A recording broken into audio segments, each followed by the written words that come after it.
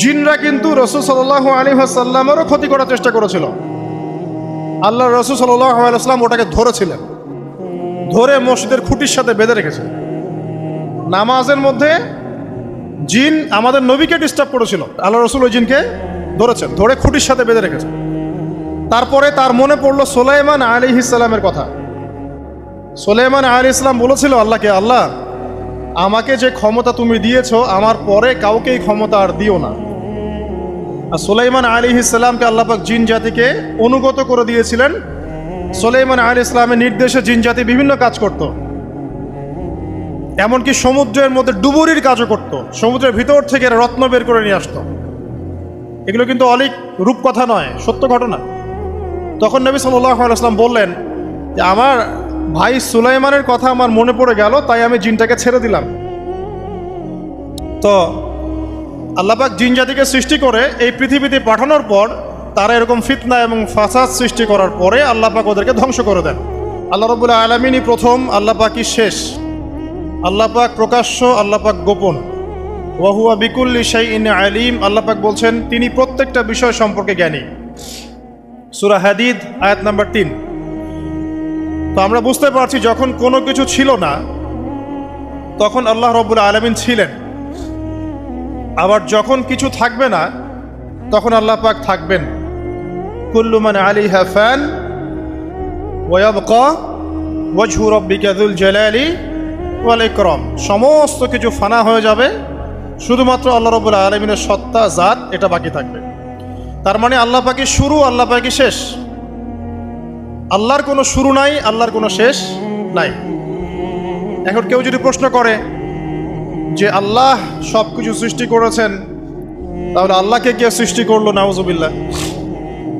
তখন আমরা বলবো যে যদি কেউ আল্লাহকে সৃষ্টি করতো তাহলে তো সেই সৃষ্টিকর্তা হয়ে যেত, তাই নয় কি?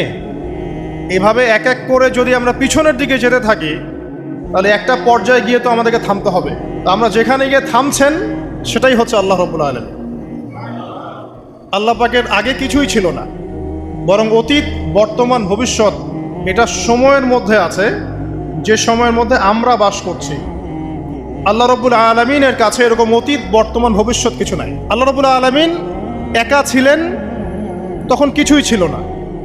আবার যখন সব কিছু ধ্বংস হয়ে যাবে আল্লাহ পাক একাই থাকবেন, আর কিছু থাকবে না। এখন আল্লাহ পাক সর্বপ্রথম সৃষ্টি করলেন আরশে আজিম। কি সৃষ্টি করলেন? এবং আরশটা পানির উপরে ছিল। কিসের উপরে? পানির উপরে। এরপরে আল্লাহ রাব্বুল আলামিন সৃষ্টি করেছেন কলম। আল্লাহ পাকের কাছে লাউহে মাহফুজ আছে। লাউহে মাহফুজ মানে সুরক্ষিত একটা ফলক। এখানে আল্লাহ পাক কলমকে বললেন লিখো। কলম বলল যে মাযা আকতুব, আমি কি লিখবো হে আল্লাহ? আল্লাহ পাক বললেন কিয়ামত পর্যন্ত যা যা হবে, শেষ দিন পর্যন্ত যা কিছু ঘটবে লিখে ফেলো। কলম লিখে ফেলেছে কিয়ামত পর্যন্ত কি কি হবে। অতএব আপনার রিজিক নিয়ে এত টেনশন করার কোনো দরকার নেই। বিয়ে শাদী হচ্ছে না, এই জন্য কবরে গিয়ে মানত করার কোনো দরকার নেই। সময় মতো হবে ইনশাআল্লাহ। যখন রিজিক তাকদিরে লেখা আছে সময় মতো ইনশাআল্লাহ হবেই। তাকদিরের বাইরে কিচ্ছু হবে না। তো আল্লাহ পাক তাকদির লিখে ফেললেন। এমনকি লাউহে মাহফুজে কোরআনও লিপিবদ্ধ আছে। সূরা বুরুজ পড়েন নাই? বাল হুয়া কুরআনুম মাজিদ ফি লাউহিম মাহফুজ। লাউহে মাহফুজ থেকে কোরআন মাজিদ নাজিল করা হয়েছে প্রথম আসমানে। এরপর প্রথম আসমান থেকে আস্তে আস্তে ধাপে ধাপে বিভিন্ন ঘটনার পালাক্রমে রাসূলুল্লাহ সাল্লাল্লাহু আলাইহি ওয়াসাল্লামের কলবের মধ্যে জিবরাইল আলাইহিস সালামের মারফতে ওহী করা হয়েছে। এই হলো কোরআন, যেটা নাজিল হতে সময় লেগেছে 23 বছর। তো লাউহে মাহফুজ আল্লাহ রাব্বুল আলামিন সব লিখে ফেললেন। এভাবে 6 দিন, আল্লাহ পাকের হিসেবে 6 দিন কত লম্বা আল্লাহ ভালো জানেন। 6 দিনে আল্লাহ রাব্বুল আলামিন এরপর সৃষ্টি করলেন পুরো মহাবিশ্ব। পুরো মহাবিশ্ব বলতে আমি শুধু পৃথিবীর সৌরজগৎ বোঝাচ্ছি না। এই মঙ্গল, বুধ, শনি, বৃহস্পতি এইটুক না, এরকম হাজার হাজার সৌরজগৎ মিলে একটা গ্যালাক্সি হয়, আর হাজারটা গ্যালাক্সি মিলে গিয়ে একটা আসমান হচ্ছে, মহাকাশের একটা ছায়াপথ আসমান হচ্ছে। তো এরকম 7টা আসমান বা 7টা মহাবিশ্ব আল্লাহ পাক সৃষ্টি করলেন মাত্র 6 দিনে। কয় দিনে? ফি সিত্তাতি আইয়াম, 6 দিন আল্লাহ পাক সৃষ্টি করলেন।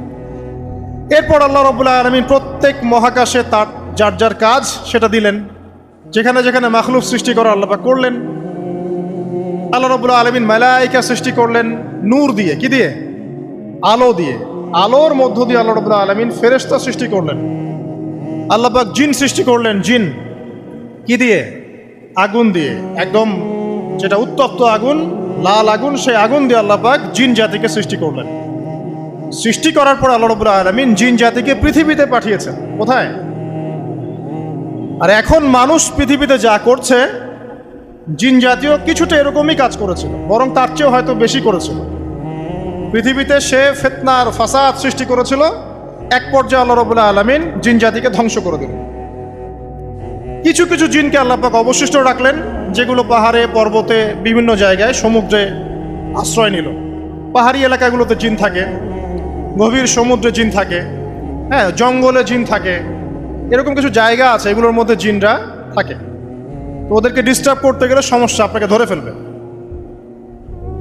আর যদি প্রতিদিন সকাল সন্ধ্যার জিকির আজগার ঠিকঠাক মতো না করেন, কোরআন তেলাওয়াত ঠিকঠাক মতো না করেন, নামাজি না হন, আর পবিত্র না থাকেন, তাহলে জিন ধরার সম্ভাবনা বেশি। আর আমার মনে হয় এখনকার যে মেয়েগুলো রাস্তাঘাটে ঘোরাফেরা করে, এদের বেশিরভাগই জিন ধরা। কারণ আছে, এমনি এমনি বলি নাই। এটা আপনাকে বুঝতে হলে আল্লাহ এবং তার রাসূলের চোখ দিয়ে দেখতে হবে তো। কারণ তাদের চাল চলন স্বাভাবিক না, কিছু একটা ওদের উপর ভর করেছে। ওই ভরটা করার কারণে তার চাল চলন আজকে এমন হয়ে গেছে। এবং বহু মেয়ের ঘটনা এমন শোনা যায় যে সরাসরি তারা জিন দ্বারা ইফেক্টেড হয়। দেখেন না, রুকিয়া করতে হয়, শরীয়ভাবে রুকিয়া করতে হয়। তো খেয়াল রাখবেন, সকাল সন্ধ্যার জিকির আজগার ঠিক রাখবেন, কোরআন তেলাওয়াতটা ঠিক রাখবেন, নামাজি হবেন, পাক পবিত্র থাকবেন, জিন আপনাকে কোনো ক্ষতি করতে পারবেন না ইনশাআল্লাহ।